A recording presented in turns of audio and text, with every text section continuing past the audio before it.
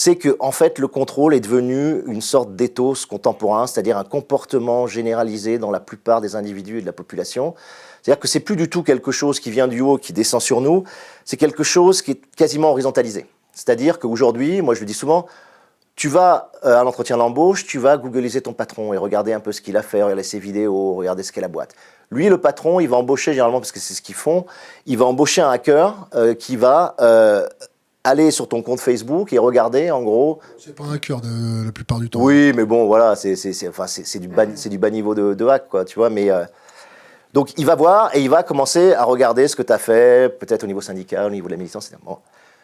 Dans les couples, tu vas voir le mec, il va regarder, tout d'un coup, il va aller choper le smartphone de sa copine pour voir un peu les textos qu'elle envoie. Et la copine, elle va aller voir les sites, l'historique des sites, pour regarder un peu quel site porno il regarde ou qu'est-ce qui se passe, tu vois, s'il a une copine. La fille va surveiller son père, le père va surveiller sa fille, les collègues entre eux vont se surveiller, etc.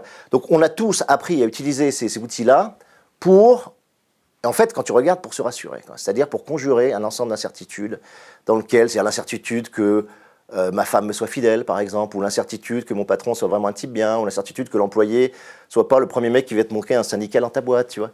Voilà. Donc, sur ces aspects-là, tu te rends compte que cette pratique de contrôle, elle est tissée. Moi, ce que j'appelle l'intercontrôle, voilà, horizontal. Et puis après, tu as des pratiques qui sont presque intériorisées, que j'appelle intracontrôle ou self-control, où bah, tu as tendance à t'auto-censurer un petit peu, parce que tu sais pas par qui va être lu ton mail, tu sais pas par qui va être lu ton tweet, tu sais pas...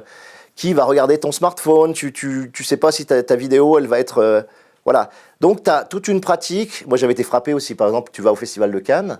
Maintenant, on t'explique que les fêtes sont complètement pourries au Festival de Cannes parce que tout le monde a un smartphone, tout le monde peut filmer et tout le monde a peur qu'il y ait un leak arrive sur le réseau et surtout auprès des stars. Et donc, bah, les fêtes, elles sont shut down un peu parce qu'il y a cette pratique d'intracontrôle, l'autocensure, self-contrôle. Donc, si tu prends intracontrôle, intercontrôle, contrôle vertical exercé quand même par nos fournisseurs d'accès, par le gouvernement, par les GAFA, etc., tu arrives finalement à un maillage extrêmement dense, extrêmement fin de contrôle, et surtout dans lequel tout le monde est à son petit niveau relais. Ce qui fait que quand Snowden révèle ça, moi j'ai le sentiment que les gens disent « Ouais, mais au fond, on fait tous un peu ça, quoi. » Ils sont pas si... Voilà, ils sont pas si frappés, ils sont pas si choqués que ça, parce que c'est devenu aussi une façon où tu filmes dans la rue, tu vois, il y a la moindre agression, les gens filment, il y a le moindre...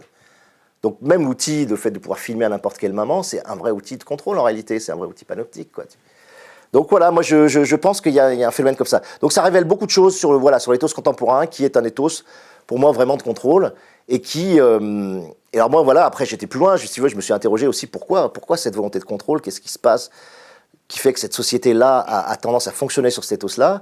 Et puis tu réfléchis et effectivement, tu te rends compte qu'il y a une façon de vivre aujourd'hui, c'est on est une société moléculaire, c'est on n'est plus cette société molaire qui fonctionne par masse d'ouvriers.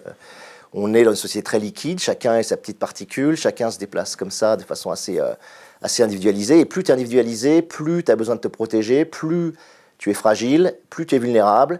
Et plus tu es vulnérable, plus tu vas utiliser des outils techniques pour te protéger, pour filtrer tes communautés, par exemple, pour dire je n'ai pas envie de me confronter avec des gens qui pensent Front National, donc je vais faire des bulles de filtre dans mes communautés, je vais faire mes fils Twitter qui me correspondent à moi, je vais regarder les sites qui m'intéressent moi, mais surtout je ne vais pas être dérangé par des images que je ne veux pas voir. C'est-à-dire que tu conjures tout un ensemble d'altérités de rapport avec le dehors pour rester dans une sphère qui va te rassurer et qui va conjurer tout un ensemble de peurs, d'angoisses que tu as, mais qui est générée par ces sociétés pour moi en tout cas, d'hyper-compétition et qui fait que en étant particules isolées, non reliées à des communautés naturelles, on a tendance à se servir de la techno pour nous protéger. Et donc, cette façon de contrôler est aussi une façon de répondre aux peurs, aux angoisses et à l'incertitude qui nous entourent. Donc, c'est complexe. C'est pour ça que c'est complexe de...